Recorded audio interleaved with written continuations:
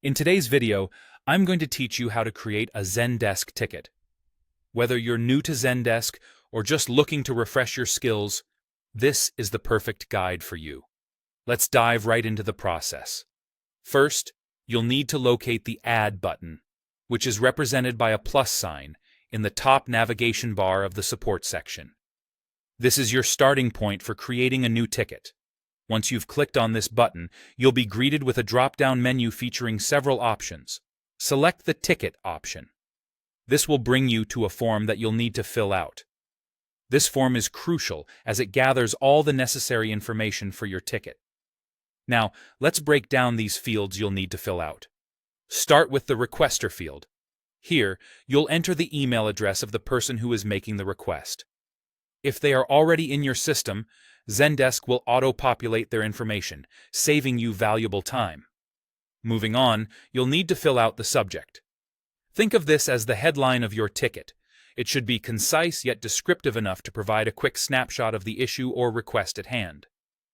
Next, you have the description field. This is your opportunity to dive into the details. Explain the issue or request thoroughly so that anyone reading the ticket has a clear understanding of what's going on. Include any relevant background information and don't shy away from being detailed. This will help in resolving the ticket more efficiently later on. Let's talk about the assignee field.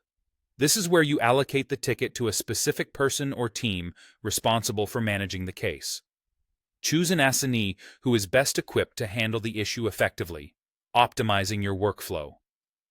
Then, set the priority of the ticket.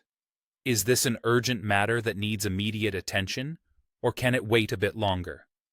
Prioritizing tickets correctly ensures that your team deals with the most pressing issues first. You'll also come across the Type field, which helps classify the ticket.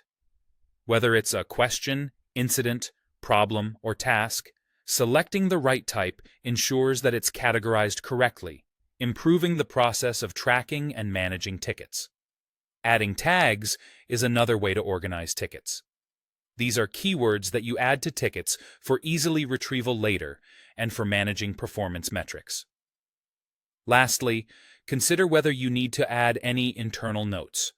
These notes are visible only to your team and can be used to communicate special instructions or additional insights on the ticket. Once you've completed all these fields and double-checked for accuracy, it's time to finalize the ticket. Do this by clicking the Submit as New button. This action creates the ticket, logging it into your system for the relevant team or individual to begin working on. And there you have it. You've successfully created a Zendesk ticket. With this guide, I hope you find the process straightforward and manageable.